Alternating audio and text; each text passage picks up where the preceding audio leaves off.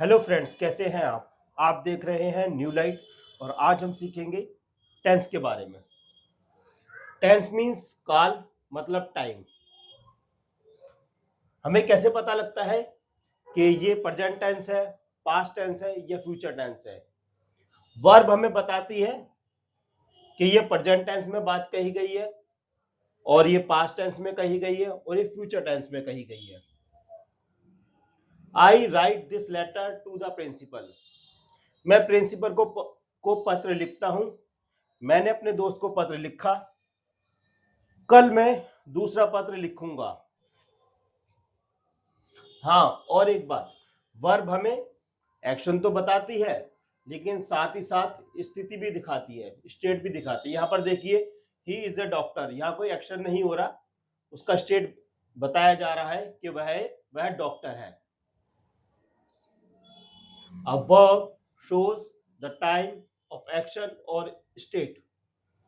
Verb होता है, वो एक्शन का टाइम बताता है कि एक्शन किस समय हुआ, प्रेजेंट में हुआ, पास्ट में हुआ या फ्यूचर में हुआ। इस प्रकार टेंस हमारे मेन तीन होते हैं: present tense, past tense and future tense. इनको हम चार चार भागों में बांट सकते हैं, जैसे कि indefinite, present indefinite tense, present continuous tense, present perfect tense, present perfect continuous. Same past indefinite, past continuous, past perfect and past perfect continuous. Future indefinite, future continuous, future perfect, future perfect continuous. I hope यहां तक आप ठीक से समझ चुके होंगे।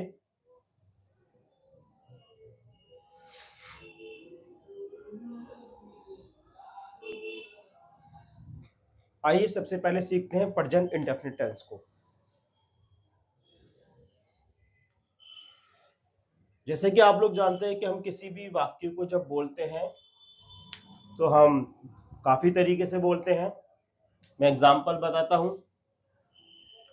मैं जाता हूं, मैं नहीं जाता हूं, क्या मैं जाता हूं, क्या मैं नहीं जाता हूं। और इसमें अफर्मेटिव सेंटेंस में देखिए, सिंपल रूल है, कुछ छोटे छोटे रूल हैं जो आप अगर ध्यान से पढ़ेंगे तो काफी हद तक टेंस को समझ पाएंगे।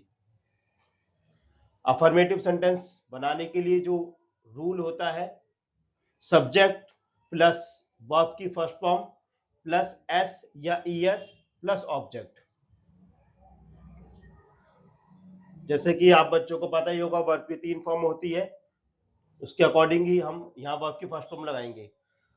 अब हम देखेंगे नेगेटिव सेंटेंस का क्या रूल है। Subject plus do not plus does not plus object. यहाँ पर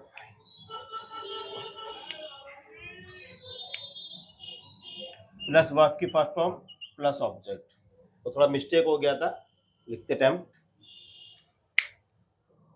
ऐसे ही आप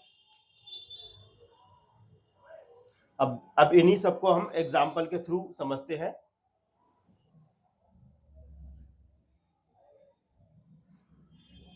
देखिए, एग्जाम्पल के थ्रू समझिए इसको। ही गोज टू स्कूल, वह स्कूल जाता है। या ही हमारा सब्जेक्ट है। यहाँ वर्ब की फर्स्ट फॉर्म के साथ मैंने एस या ईएस लगाया है, क्योंकि वर्ब की फर्स्ट फॉर्म गो होती है। सेकंड देखिए आप, he does not go to school. यहां मैंने नेगेटिव सेंटेंस बनाया है। यहां देखिए, does he go to school, ये इंटरोगेटिव सेंटेंस। और सबसे नीचे डू नॉट या डोंट यू नो बोल सकते हैं आप। क्या आप नहीं जानते हो, डोंट यू नो। अब हम इनको वन बाय वन विस्तार से समझेंगे और देखेंगे आगे कि एस या ईएस अकॉर्डिंग टू सब्जेक्ट कैसे लगाया जाता है, और डू नॉट और डज नॉट का प्रयोग कहां करते हैं,